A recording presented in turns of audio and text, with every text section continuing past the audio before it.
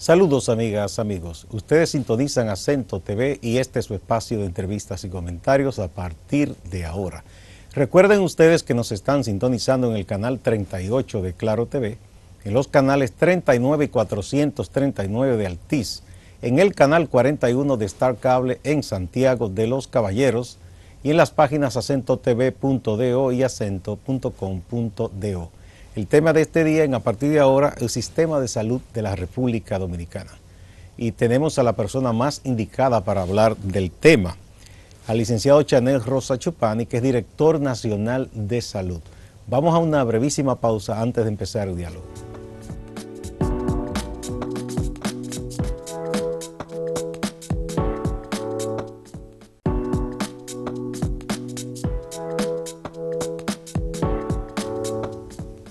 Muchas gracias por acompañarnos. Como anunciamos, está aquí Chanel Rosa Chupani, director nacional de salud.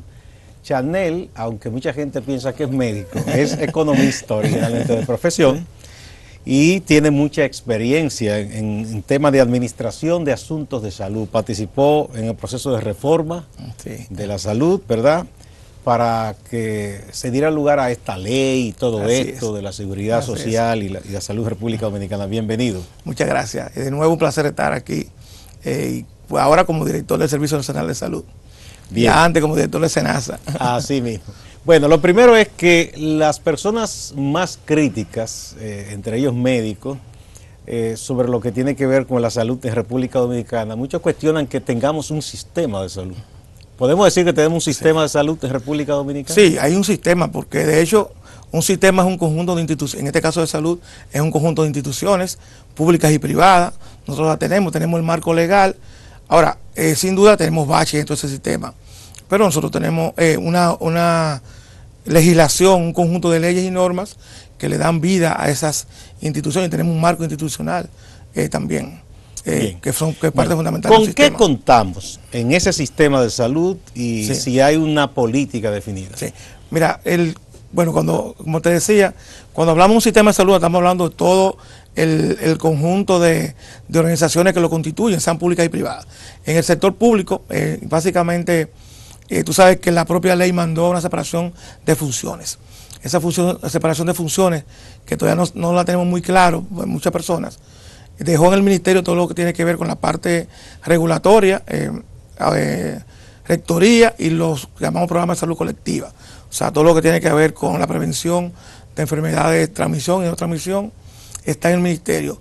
En el servicio de salud, entonces, dejó todo lo que tiene que ver con la gestión de la red pública. Se unificaron las dos redes, la del antiguo IDCS y la red del ministerio. Y eso es lo que nosotros gestionamos.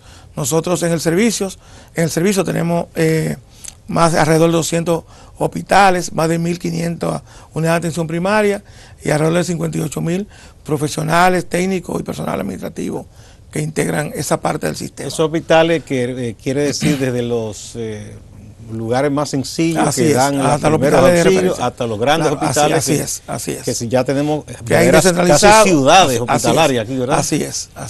Bien. Sí. Entonces, hay un aspecto que se ha estado discutiendo hace un tiempo, que es lo de la atención primaria. Sí. Y hay discusiones que por qué no comienza, que si comienza, que si las clínicas se oponen, que si son los médicos, que si es el Estado, que si son la ARS. ¿Qué pasa? ¿Por qué no, no tenemos ya...? Muy buena pregunta, Gustavo, porque eso, sobre todo lo que tiene que ver con el sistema de seguridad social, no es viable si no hay un sistema de atención primaria, un primer nivel de atención que sirva no solamente en contención de costos, porque no es un tema de contención de costos, sino que acerque más la salud a la población.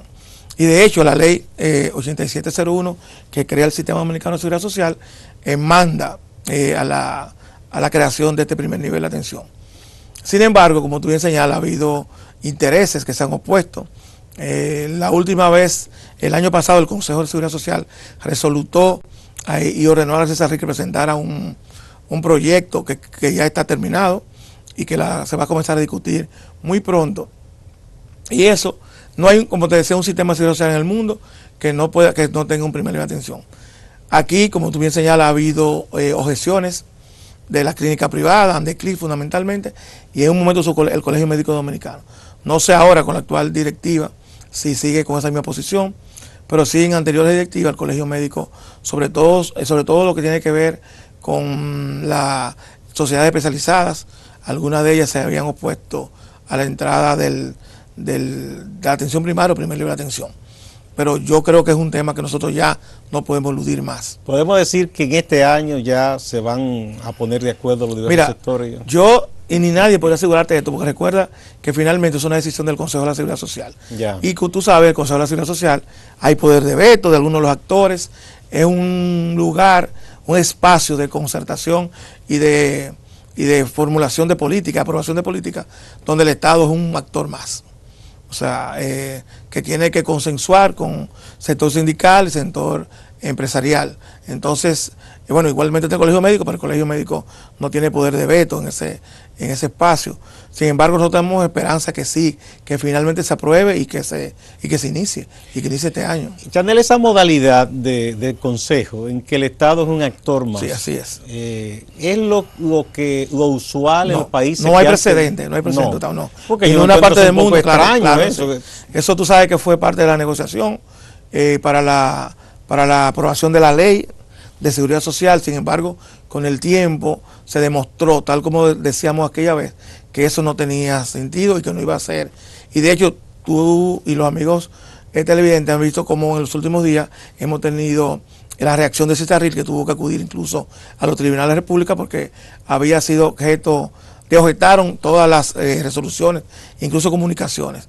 Esas resoluciones iban al Consejo, a una comisión y tienen años, por ejemplo, en una comisión, que es una forma de vetar indefinidamente. Entonces, lo que se quiere es que el veto tenga si existe el veto, que tenga un tiempo definido para darle... Que se puede usar ese mecanismo con cierta racionalidad. Claro, exactamente, sí. Exactamente, pero lo que pasa es que es muy raro, tú no vas a lograr que los intereses particulares tengan esa racionalidad, porque por encima de esa racionalidad están los intereses particulares de cada sector. Y se supone que el Estado debe velar por el bienestar de la mayoría. Colectivo, por supuesto. Además que el Estado que pone más dinero en todo esto. Así mismo, y finalmente es responsable. Sí. Porque a quien la gente tiene que exigirle, y es válido. Y a quien le reclama. Claro, y a quien le reclama, y es válido además, es al Estado.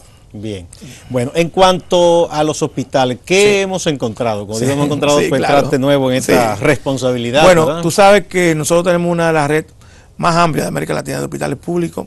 Aquí prácticamente hay hospitales en cada municipio del país, prácticamente no en cada municipio. ¿Cuánto tenía la red del IDSS? 22 hospitales. Que pasaron ahora a la red del Servicio Nacional de Salud. ¿Y el ministerio tenía? 160 y algo. Son ahora alrededor de 186 hospitales. Sí. Ahí están hospitales de autogestión, hay hospitales de primer nivel, que son hospitales municipales, y tenemos de segundo y tercer nivel, que son hospitales provinciales, y también hospitales de referencia nacional, que son los grandes hospitales básicamente de aquí de Santo Domingo. En cuanto a la cantidad de hospitales y la ubicación en las diversas regiones, según la población y las necesidades, ¿en ese aspecto estamos bien cubiertos en República Dominicana? Ese es un tema que nosotros hemos solucionado hace mucho tiempo.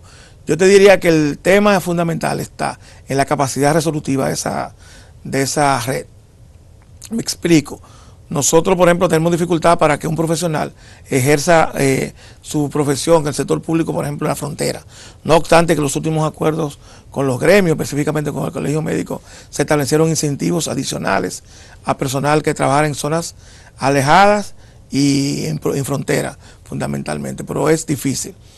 Por supuesto, al igual que como pasa en el sector privado, nosotros también apostamos por el fortalecimiento del primer nivel de atención. Yo creo que es importante que un elemento que ya estamos trabajando es que no solamente en cada unidad de atención primaria exista un médico pasante, sino que además el médico pasante exista un médico familiar o un médico general, porque nosotros creemos que hay que crearle capacidad resolutiva, que es una forma también de desconcentrar los hospitales, sobre todo los grandes hospitales.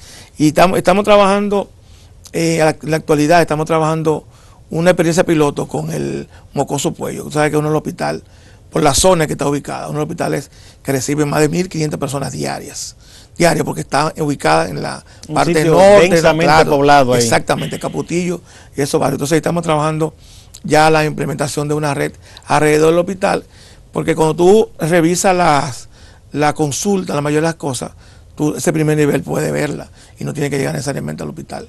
Incluso emergencias también, en algunos casos tampoco. Entonces tú los descongestionas para aquellos casos ya complejos, el hospital lo pueda ver. Y se podría trabajar con más eficiencia, por supuesto, además. Porque un médico no es lo mismo ver a 80 personas que ocuparse de 4 o 5 casos importantes. Así es. Volvamos a lo que me hablaba de los lugares donde es difícil que se pueda contar con los médicos, como lugares lejanos como la frontera. Sí. Pienso que se trata en esos casos de especialistas, ¿verdad? De especialistas, por supuesto, exacto, por supuesto. Sí. Y ni siquiera, mira Gustavo, ni siquiera tan lejano como frontera. Tú te encuentras en lugares, por ejemplo, como San Juan de la Maguana, que nosotros tenemos, tú sabes que nosotros tenemos un concepto de distancia que es muy isleño. O sea, para nosotros 2 horas en carretera es mucho. Pero en otros países no, en otros países no. Eso es un tren. Exactamente, exactamente.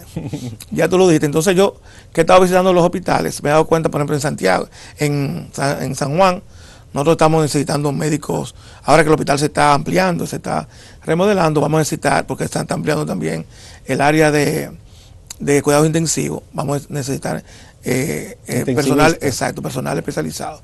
Sí. Y en eso estamos. Pero esos médicos, yo imagino, pues quizás a mucha gente no le gusta vivir en ciertas provincias que carecen de muchas cosas y pensando quizás en los hijos, donde van a estudiar, si no en buen colegio. Y no se puede llegar a un acuerdo de tal manera que ellos sean itinerantes, o sea, que vayan X cantidad de días a la semana. Así pasa en algunos aunque vivan en un lugar más cómodo. Sí, exacto. Así pasa en muchos casos.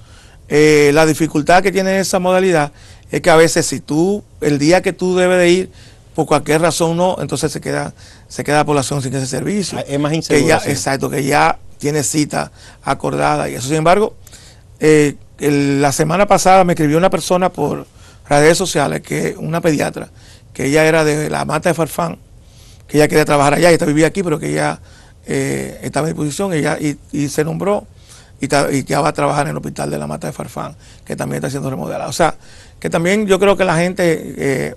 eso tiene también un incentivo, y es que tú gastas menos, sobre todo si tú no tienes familia, que como tú dices, el tema de los hijos es un tema importante con los colegios, pero si hay gente joven que no tiene ese tipo de responsabilidad, entonces muchos de ellos a veces deciden. Y no se pudiera hacer con una labor de identificación de personas, supongamos un muchacho que venga del Seibo, estudie aquí, y quizá él no trabaja allá porque no ha encontrado una plaza, pero no se podría identificar, decirle, mire, tú eres de tal lugar, ¿te gustaría regresar ahí? Sí, claro, y nosotros eso estamos totalmente de acuerdo. Lo que pasa en muchos casos es que la persona va a su pueblo, pero a los 2 meses está pidiendo que lo trasladen para la ciudad de Santo Domingo. Entonces no, así no, o sea, o quiere buscar un padrino, quiere que haya un padrino para que entonces no, que yo mire. Sí. Entonces tú te encuentras muchísimos casos aquí, que tú revisas la nómina de un hospital y tú dices, pero aquí hay los médicos suficientes.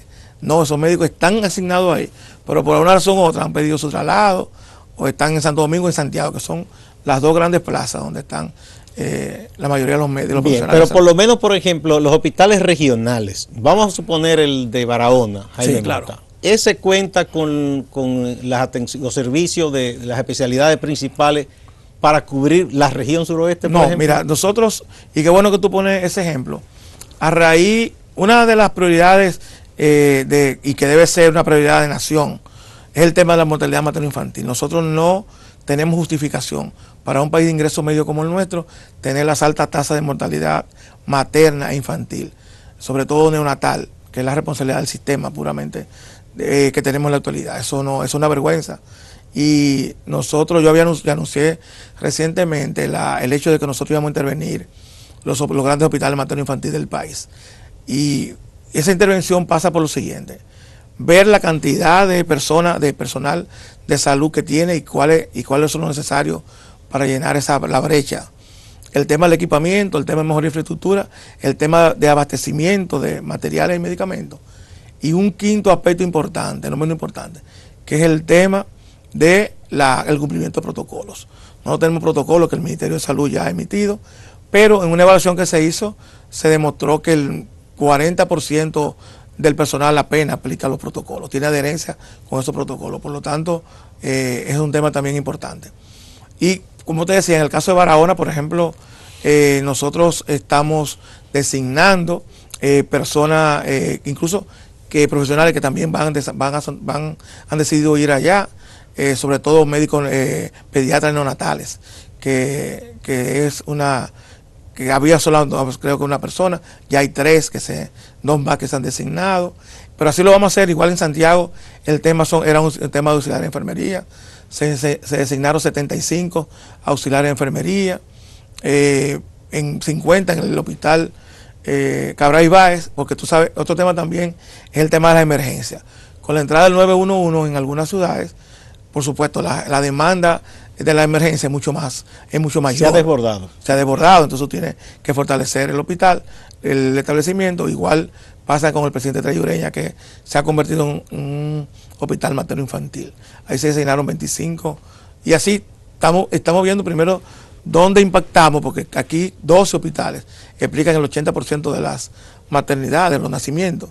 Entonces queremos que son los grandes hospitales de referencia nacional, los hospitales, como tú me enseñas, los regionales.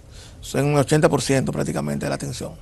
Bien, bueno, otro caso es, varios médicos han planteado de que quizás aquí no necesitamos tanto seguir teniendo médicos, graduando médicos o en el número que se están haciendo. Así es. Sino que hay una parte intermedia entre el médico y la enfermera, que es el profesional que debe manejar una serie de tecnologías, saber quizás un poquito de inglés u otro idioma, y que hace falta, porque eso haría un uso más racional del profesional, del recurso humano y de la tecnología. Mira, Gustavo, afortunadamente el Colegio Médico lo planteó hace algunos días su presidente.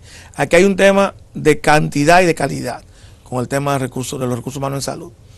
Recientemente el Ministerio de Salud Pública y con un acuerdo con OPS va a iniciar un proceso en el tema de especializar las enfermeras en el tema obstétrico, o sea, lo que se llama en otro país enfermera obstétrica, que es un poco lo que tú señalas, que un parto pueda también ser asistido por estas enfermeras y con una especialización ya más...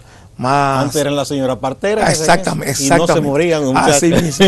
Bueno, entonces, yo creo que sí. Yo creo que el tema de la educación superior en el sector salud, yo creo que nosotros tenemos que darle una mirada. Un tema, a nosotros nos preocupa por la cantidad de médicos, de hoja de vida, de currículum que recibimos diariamente en el Servicio Nacional de Salud. O sea, es inmensa la cantidad de profesionales de la salud que estamos graduando y que esperan a veces años una plaza para hacer su pasantía de ley.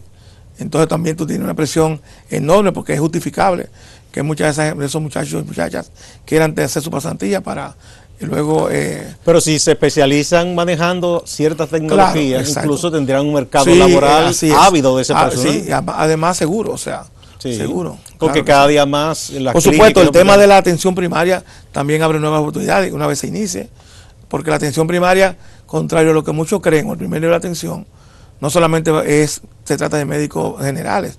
Tú vas a tener en esos centros médicos pediatras, ginecotetras, internistas y médicos generales o familiares. O sea que también eso abre una oportunidad que yo creo que el propio Colegio Médico no ha vislumbrado esa brecha que se abre, esa oportunidad de laboral para sus asociados, sus miembros.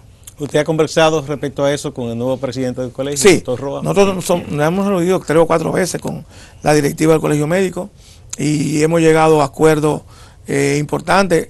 Son importantes también las sugerencias que ellos aportan para mejorar el sistema, y yo creo que de ambas partes, tanto parte del gobierno dominicano, sus autoridades, como del Colegio Médico, el ambiente que hay, que podamos avanzar sin que haya interrupciones en el servicio, que finalmente esas interrupciones lo que hacen es que perjudican a la población más pobre del país. Obviamente, que es la que necesita. Nosotros, por ejemplo, teníamos algunos temas que con el Colegio Médico Sucesional en Mao, nos reunimos con ellos, llegamos a acuerdos, se resolvieron ese problema. La próxima semana tenemos una reunión con su directiva, o sea que hasta ahora no hemos tenido ningún mayores inconvenientes ni con el colegio ni con otros gremios. Bien, con su permiso vamos a una primera pausa.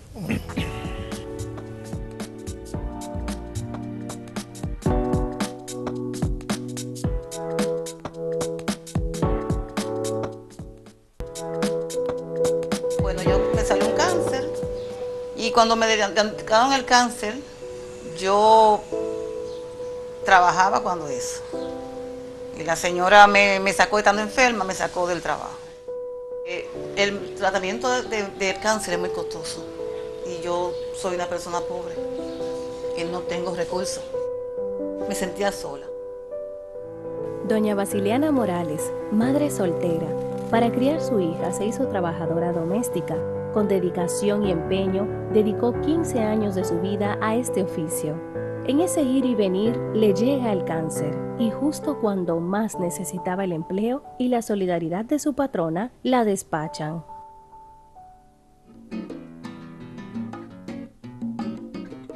El despacho de la primera dama con la misión de promover la salud preventiva de la población femenina de escasos recursos. Bueno, estábamos viendo ahí una de las promociones del despacho de la primera dama con SENASA. Ese es otro tema también, sí, claro. El costo de los servicios médicos, de los medicamentos, y cuando desgraciadamente en una familia hay uno de los suyos que tiene o se le detecta una enfermedad de la que llaman catastrófica. Así es. ¿Cómo abordar ese problema? Es un tema complejo, porque no solamente un tema económico, sino también un tema que impacta mucho la familia, el ámbito familiar, el entorno familiar, en el estado anímico. O sea, una persona enferma con este tipo de lo que hemos llamado enfermedad catastrófica afecta a todo el entorno familiar. Desde hace algún tiempo ahí, bueno, yo creo que la seguridad social ha sido importante en ese sentido, y sobre todo el régimen subsidiado de SENASA. SENASA en su régimen subsidiado tiene ahora mismo más de 20.000 personas a las cuales le cubre el 100% de los tratamientos de enfermedades catastróficas. En adición a eso hay un fondo que maneja el Ministerio de Salud Pública para este tipo de enfermedades, que alrededor de 2 o 3 mil millones de pesos anuales. Sin embargo, como tú sabes, eso son enfermedades costosas. Algunas no están cubiertas por la seguridad social, como algunos tipos de trasplantes, o por ejemplo, una ARS privada, tú tienes que pagar un copago, que en muchos casos puede ser altísimo ese copago, que también se convierte en una... Se ha estado discutiendo la posibilidad de crear como en otros países, un caso paradigmático, el caso de Uruguay, que creó un gran fondo de atención para enfermedades catastróficas. Es una idea que todavía se está discutiendo, pero yo creo que nosotros tenemos que avanzar a esa realidad, a esa idea, porque cada vez más son más frecuentes y cada vez más costosos los medicamentos. Sí, bueno, me gustaría ahora que me hable un poco de las metas que tienes como director nacional de salud, ¿verdad? Sí. ¿Cuáles serían los próximos pasos a dar?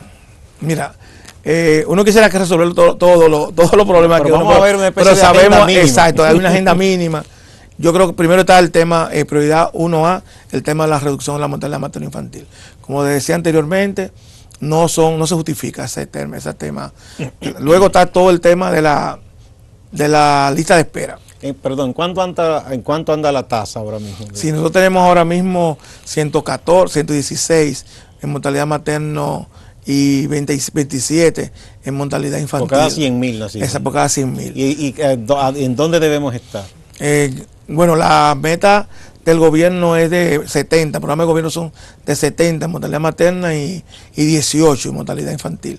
O sea que nosotros tenemos que hacer en estos 2 años un esfuerzo enorme, colosal, para cumplir con esa meta. Y te digo, un esfuerzo también que yo le he pedido a los gremios, porque el tema en muchos casos pasan por incumplimiento de protocolo, por la calidad de atención. En un hospital, ¿quién es el encargado de supervisar que se cumpla con ese protocolo? Sí, mira, el sistema, en sentido general, está el Ministerio de Salud Pública. Ahora, en cada hospital ahí están los jefes de servicio, que debe velar también por el cumplimiento de la aplicación de los protocolos en su área. Entonces es un tema importante. Te decía que un segundo tema es la reducción de la lista de espera o eliminación en algunos casos.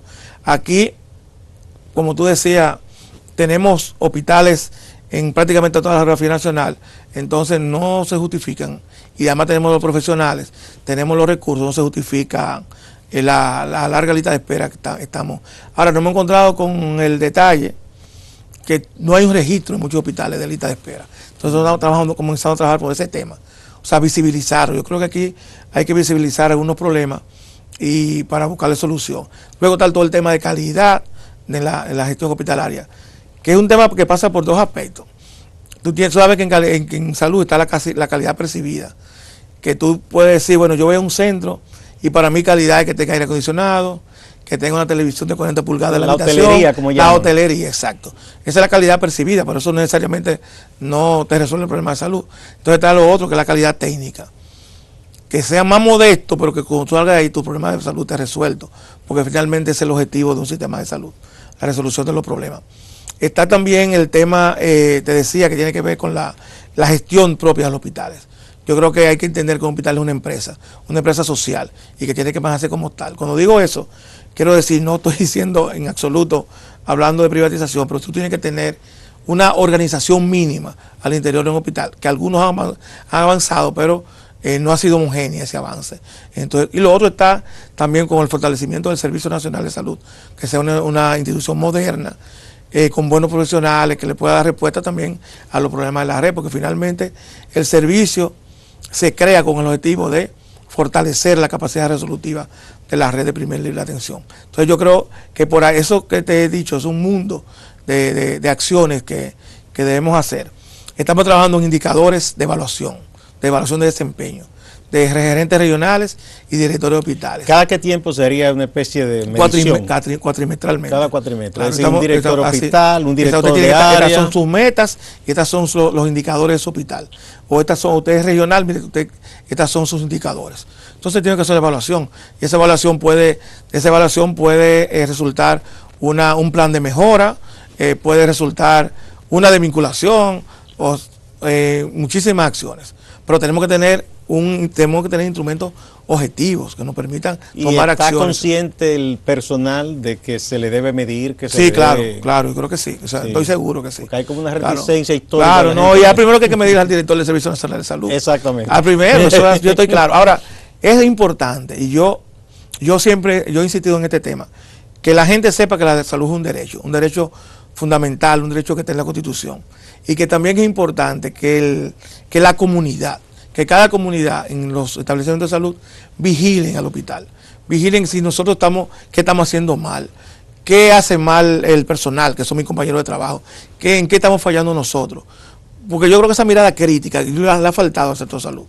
O sea, que la gente sepa que nosotros como decía Senasa, no estamos prestando un favor del servicio. Nosotros estamos aquí para satisfacer un derecho de la gente. Entonces es un derecho exigible además, y un derecho que en muchos casos tiene que ver con la vida de la persona. Nosotros somos servidores públicos, los 58.000 empleados del servicio, a los cuales la gente nos paga para hacer cumplir esa responsabilidad. Pues yo creo, y lo digo, sería de muchísima ayuda para nosotros, si también hay una presión alrededor en las comunidades para mejorar los servicios de salud. Yo creo que es importante. Bien. Cuando hablábamos del asunto de la espera en los hospitales, sí, tú decías que hay una debilidad en qué parte. No, que a veces ni siquiera hay registros. Los registros. Exacto. Pero los hospitales hace mucho que comenzaron, por lo menos los más grandes, sí, a tener unos departamentos de asuntos de trabajo social, por ejemplo. Sí, y habían una persona que sí, al niño, si la señora llevaba la vacuna, le tenían su fichita y su historial. Así. Se ha continuado. No, pero sí, claro, yo me refiero a registro de lista de espera. De lista de espera, o sea, que una persona llega a un hospital y el médico le indica una cirugía para dentro de 4 meses. Pues nosotros queremos saber el nombre, tener en un sistema el nombre de esa persona, su ubicación y el médico que lo indicó. ¿Para qué? Para poder... Un seguimiento. Un seguimiento. Se supone quién tiene que dar ese seguimiento en ese hospital. No, el propio hospital tiene que, por ejemplo, y ya comenzamos en el hospital Juan Bosch, por ejemplo. El hospital de La Vega. O sea, porque esa lista de espera en muchos casos pasa en los hospitales traumatológicos. ¿Por qué? Porque son tratamientos largos, costosos en muchos casos, que implica también la adquisición de material de autosíntesis, como se le llama. Y esa es un área que no tenemos que prestarle atención. Pero eso es una responsabilidad de gestión del director del hospital. El director del hospital tiene que responder por ese indicador. Sí. Ya él sabrá internamente el hospital, aquí eso lo asigna, la responsabilidad. ¿Quiénes son básicamente los administradores de los hospitales? ¿Siguen siendo médicos o también ya se han incluido? No, tú dices los directores de hospitales. No, director no, los administradores. Administradores no, hay generalmente, y ahora se le exige en muchos casos, y sobre todo los grandes hospitales, licenciatura en contabilidad, que sea especialista en esa área. Exacto, sí, tú no lo vas a encontrar en muchos casos. Sin embargo, nosotros estamos teniendo un grupo importante de gestores de hospitales. Yo te puedo decir, por ejemplo, el hospital de una comunidad tan lejana como Duvergé, hoy día su directora es una persona que viene graduada de Madrid en gestión hospitalaria. Y así usted está encontrando... Médico, pero con esa especialidad. Exactamente, sí. Exactamente. Eso, que este país no tenía hace un tiempo o era muy reducido, ya tú lo tienes, porque muchos de los médicos que hoy día se van a Europa a estudiar, becados por el Estado Dominicano, hacen entonces gestión hospitalaria, y eso es importante, que el sistema pueda absorber esos médicos cuando llegan. ¿Qué le dice a ustedes lo que ocurre en el día a día en los hospitales con la gente que presta servicio, que va a buscar servicio, respecto primero a la calidad del recurso humano que se prepara para ser médico, enfermera, cualquier especialidad, y a la forma en que las universidades nuestras están formando esos recursos? Sí. ¿Qué han detectado ustedes? Mira, como te decía anteriormente, y lo acaba de decir el presidente del Colegio Médico, yo creo que nosotros tenemos que hacer un esfuerzo. Cuando digo nosotros como país, con el tema de la formación de recursos humanos en salud, me parece que en todo el sentido, pero específicamente en el caso que nos ocupa, que es el tema de salud, tenemos que hacer un esfuerzo importante. Porque el sistema ha cambiado, porque tenemos ya leyes que cuando se formularon probablemente los currículos de esas universidades, esas leyes no existían. Entonces nosotros tenemos que adecuar ese profesional. Calidad y cantidad, estoy insistiendo en esos dos temas, a la realidad actual. O sea, el sistema no tiene capacidad de absorción de todos los médicos que se gradúan, que las universidades gradúan, las diferentes escuelas de medicina gradúan todos los años. Entonces, muchos de ellos tú encuentras que tienen que dedicarse a otros oficios, algunos se tienen que ir del país, etcétera. Pero pasa eso, o sea, pasa por ese tema. Igual tú tienes, porque en muchos de los países lo que hay que tú formas muchos médicos familiares. Aquí los médicos, por el mercado, por la naturaleza del mercado de salud nuestra, van a los hospitales a una especialidad que a veces están sobresaturadas, pediatría, ginecología, obstetricia, o sea, son especialidades que tú tienes mucha gente y que te demandan. Y bueno, la salud, hay una planificación también, ¿verdad? De políticas de salud, sí, no, y se estudia lo que necesita el país. Claro. O sea, no puede haber algún tipo de, si no acuerdo, una comunicación fluida entre el Ministerio y el Servicio Nacional con las universidades. Sí, yo creo que se impone, y sobre todo el Ministerio de Salud se impone. Porque no se puede orientar. Se impone, claro, si nos faltan un ejemplo cardiólogo, claro, pues vamos a formar más cardiólogos. Exactamente. Yo creo que sí, yo creo que ya llegó el momento. Y además el Ministerio de Administración de Educación Superior, que regula las universidades. Yo creo que es el momento de sentarnos ahora y como tú bien señalas, ese es el concepto clave fundamental, la planificación de recursos humanos en salud para los próximos años. Uno vio que en el pasado aquí venían extranjeros, españoles, gente a veces de Pakistán, de Estados Unidos. Venían a estudiar y en muchas ocasiones uno conversaba con ellos que allá era muy difícil lograr un cupo para estudiar. Porque entendían que ya si el cupo estaba completo, entonces había que esperar unos años. Claro, así es. Entonces quizás aquí llegó el momento de hacer eso también. Así es, así no es. Y quizá ubicar los nichos dentro del mismo sector salud que haga falta. Tú tienes, por ejemplo, otorrino.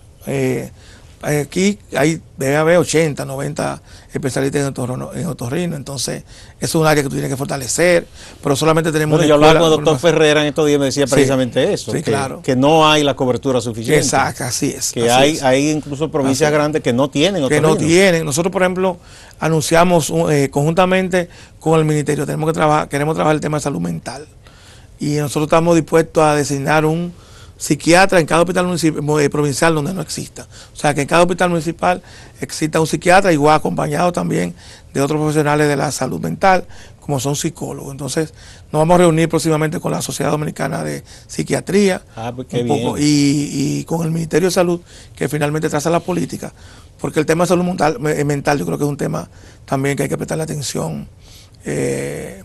¿Sabe por qué? Por el tipo de sociedad que nosotros vivimos, las presiones a las que estamos sometidos, el ritmo de vida que tenemos en la actualidad, yo creo que también... Y que ahora se entiende que ese es un servicio de salud como otro cualquiera, ya no hay el estigma de que quien va al psicólogo, al psiquiatra porque está loco. Exactamente. Sí, yo creo que todos los hemos aprendido. Claro, manejar el estrés, o sea, todo ese tipo de cosas. Y fue importante, por ejemplo, el trabajo que del Ministerio se ha hecho con el antiguo hospital que llamaban manicomio, que se convirtió ya en un centro de rehabilitación psicosocial, donde no hay personas ingresadas, sino que las personas que están ahí son parte del hospital, que trabajan en el hospital, o sea, ese tipo de cosas importantes. Y yo creo que sí, que en ese sentido, ese programa ha sido saludado por la OPS como un programa modelo en América Latina. Y nosotros lo que queremos es expandirlo y que todo el país, en todos los hospitales se ofrezca con los niveles de calidad que la población necesita y requiere. Bueno, esta pregunta es como si se la mandara a hacer un amigo, compadre, que es médico ocupacionista. Sí. Y él siempre ha tenido, ese es su área, un gran interés en ese tema. Sí. Y aquí hicimos un programa que participaron varios médicos, enfermeras, Sí. radiólogos, laboratoristas, respecto a que el profesional de la salud, que trabaja directamente en los hospitales, es una persona expuesta a muchas cosas y eso muchas veces no se toma en cuenta. Así es. Mira, es importante. Entonces me hablaba de que en otros lugares hay un protocolo incluso de que usted va a ingresar primero unos exámenes y después que debe contar con un ambiente de trabajo que le proteja a usted mismo. Mira, y así ¿Cómo andamos aquí en ese aspecto? Es un tema pendiente. Nosotros, qué bueno que tú haces la pregunta, porque nosotros hemos estado discutiendo también esos temas. Como te dije, son muchas cosas. No solamente eso, nosotros tenemos un personal de salud nombrado en los establecimientos que lo contrata el hospital, que ni siquiera tiene seguridad social. ¿Cómo es? Sí, de años, de años. ¿Cómo es posible? Porque lo contrata el hospital, en las nóminas del hospital. Se supone que él con estar ahí ya basta. Así entonces no cuenta con un seguro médico. No, y además cuando se retire no va a tener pensión, seguro de pensión. No tiene el tema de riesgos laborales. El tema de riesgos laborales es un tema importante, sobre todo con el tema de la prevención en esos centros, porque nosotros... lo importante es la prevención. Hablábamos el otro día con el doctor Elizabeth Matos sobre ese tema, la necesidad de formalizar un acuerdo que permita establecer protocolos al interior de los establecimientos de salud, que a veces son cosas tan sencillas como el lavado de manos, por ejemplo, que te pueda prevenir de una enfermedad, de una infección, etcétera, el manejo de los desechos hospitalarios, todo ese tipo de cosas.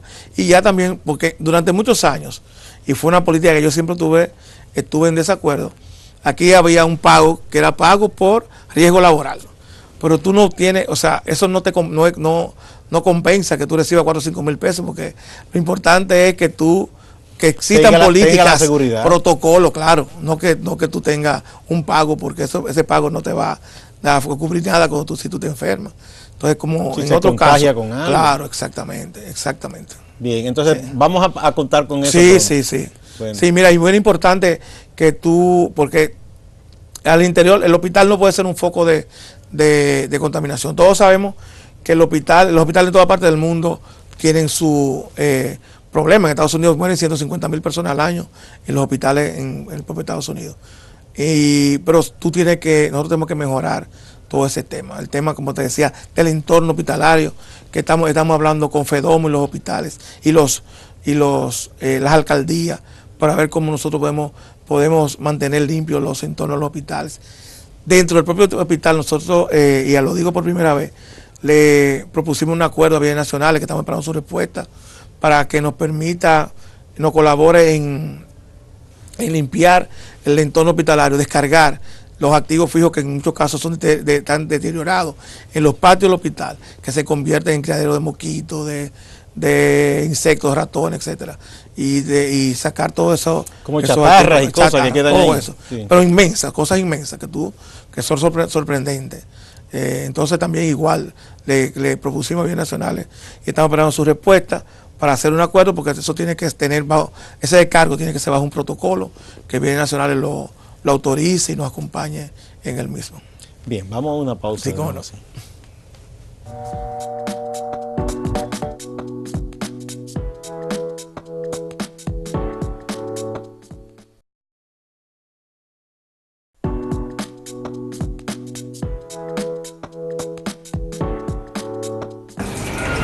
el hijo mío ya no trabaja en la compañía, está fuera de aquí del país, entonces ese seguro ya lo cancelaron. Cuando ya uno entra en edad, tiene que estar preparado con un seguro, porque ahí vienen todas las enfermedades, ya ahí le caen los palitos a uno.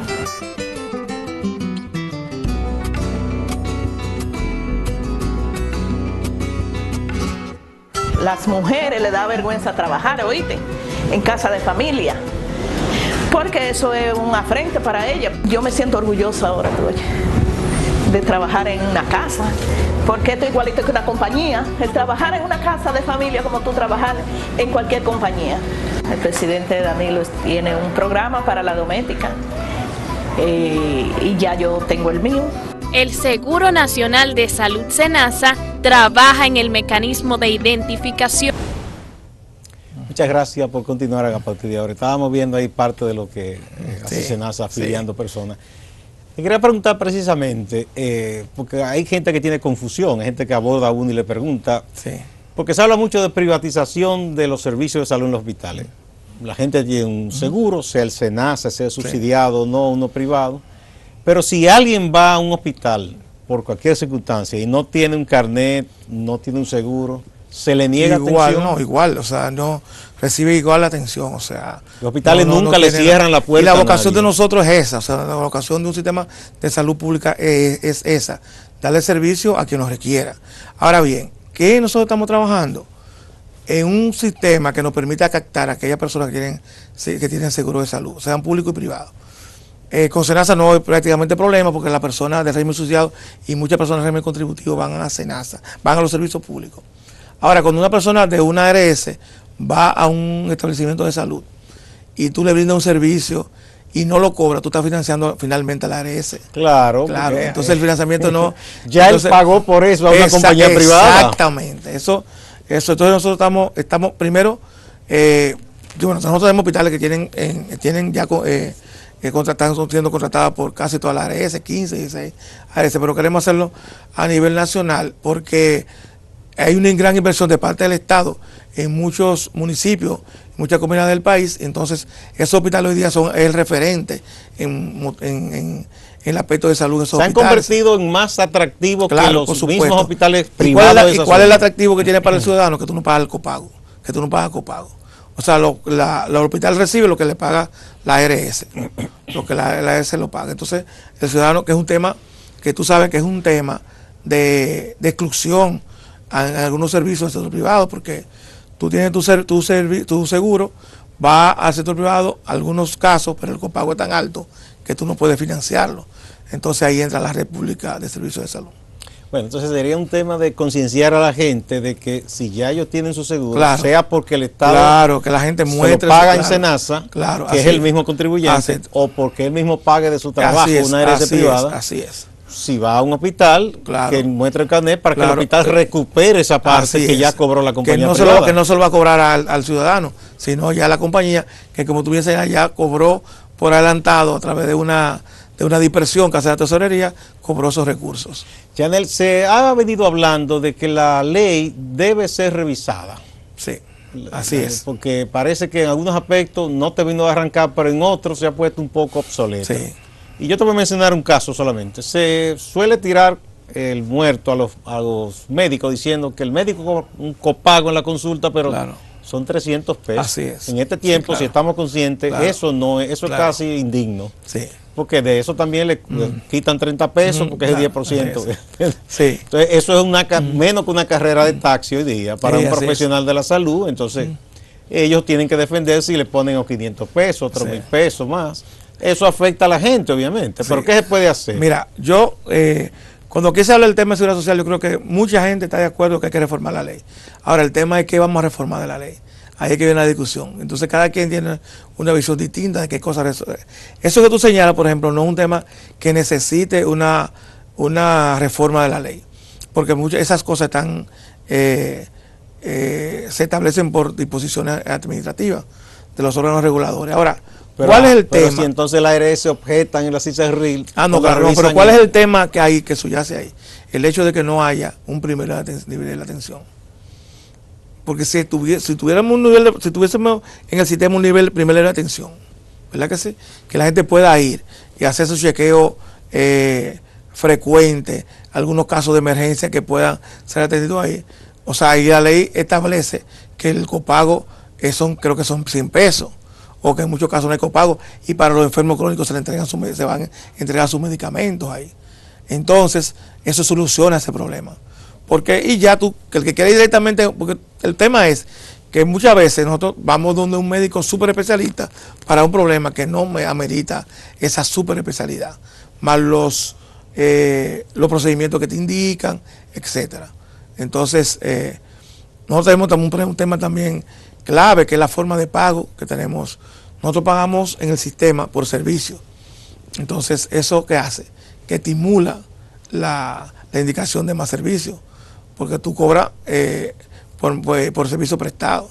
Entonces, esa modalidad de pago se está revisando en muchos países porque eso hace insostenible la seguridad social.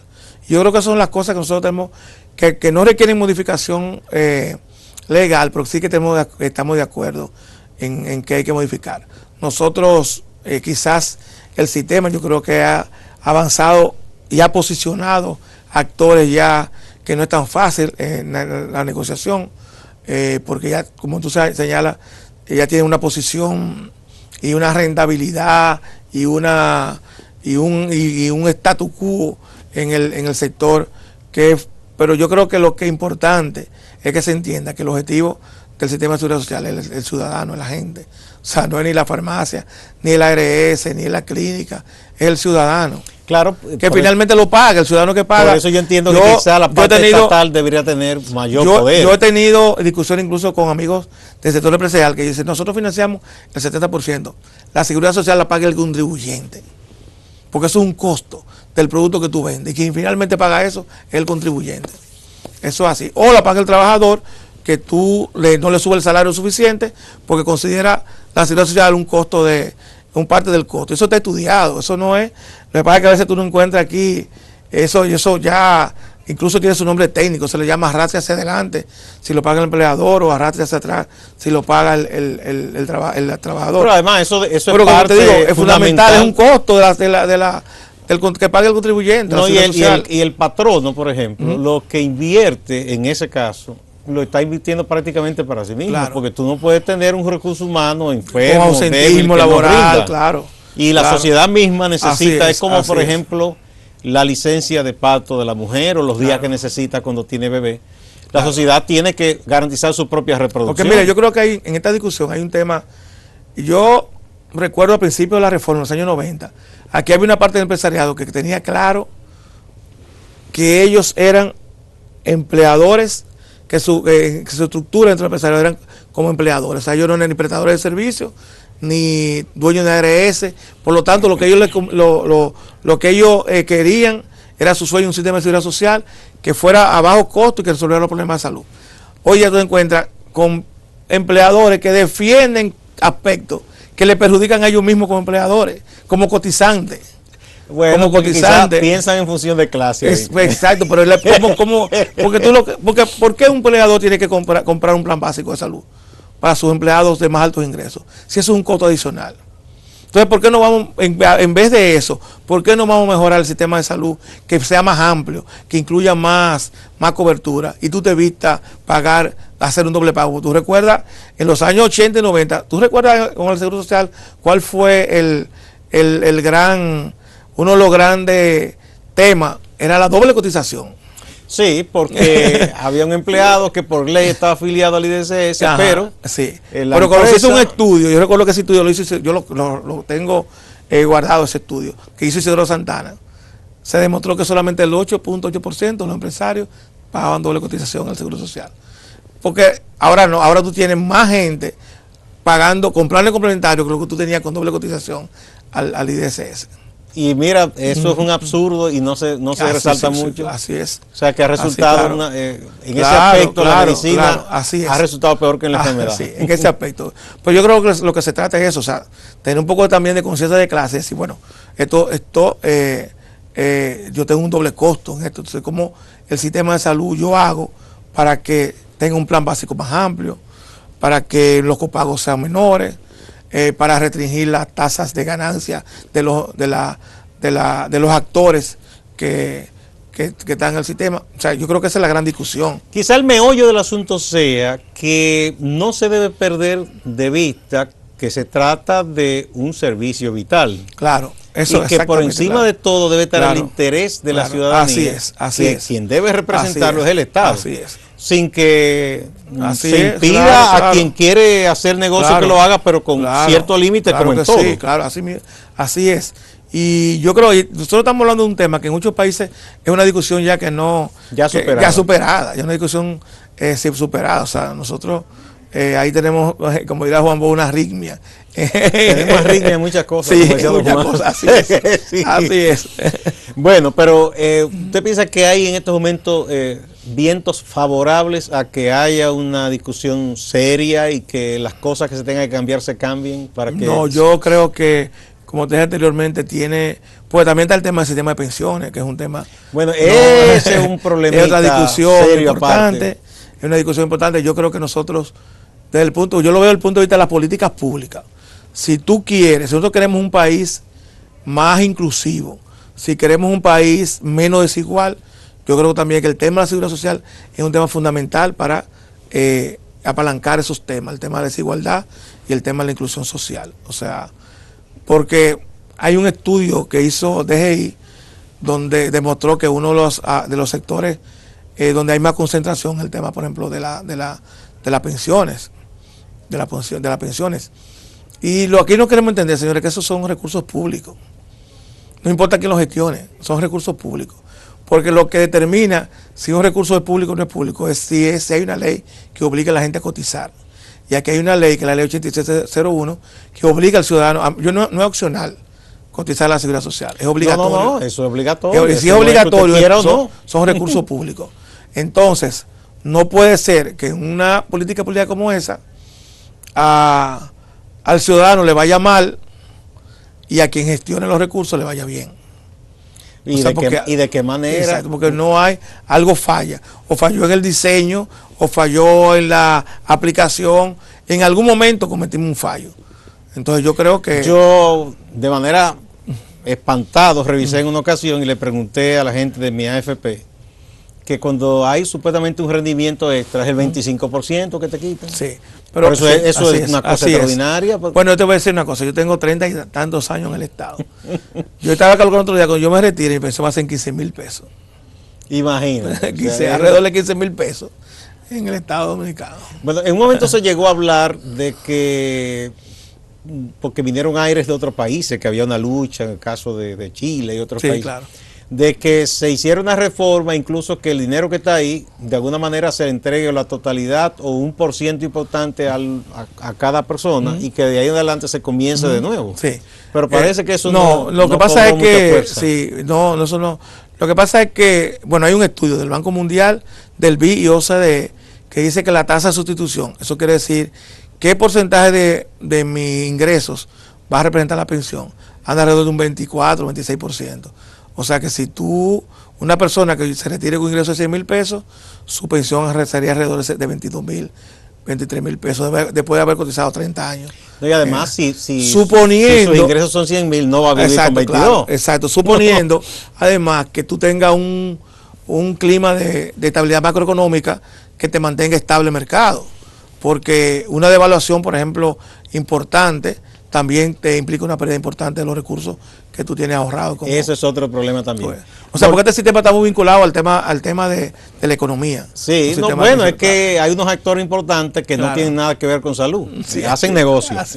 Entonces, es así. Sí. Bueno, había otro temita también, pero eso nos va a quedar para una próxima entrevista, que era respecto, y ya no sé si eso corresponde al Servicio de Salud o al Ministerio directamente, que es que se ha concentrado también la distribución de medicina en unas cuantas cadenas. Sí. Y eso perjudica al afiliado, porque tú vas y te dices, bueno, esta cadena vende tal cosa, eso no. Pero si ya te entrega la receta ahí, ya es un tema que es del ministerio, pero es un tema, tú sabes, bien difícil, porque es un tema, aquí, y ya con esto concluyo, se estaba trabajando una ley de medicamentos, y la acusación más grave que nos hicieron nosotros fue de Castro Chavista. Óigame usted. Y está públicamente está hecha la acusación. Que hay un conjunto de técnicos casochavistas que quieren perjudicar a la industria, en fin. Bueno, la industria son la gente que van a la farmacia y muchas veces no le dan ni para el primer medicamento. Bueno, así es. Muchísimas gracias, Chanel Rosa Chupani, igual, director del Servicio Nacional un placer, de Salud. como siempre, estar con usted. Sí, un gran honor. Cada vez que haya temas de interés te volveremos a invitar. ¿Cómo no? Con mucha gusto. Suerte en esa tremenda responsabilidad. Amigas, amigos, no se vayan, que hay más en Acento TV.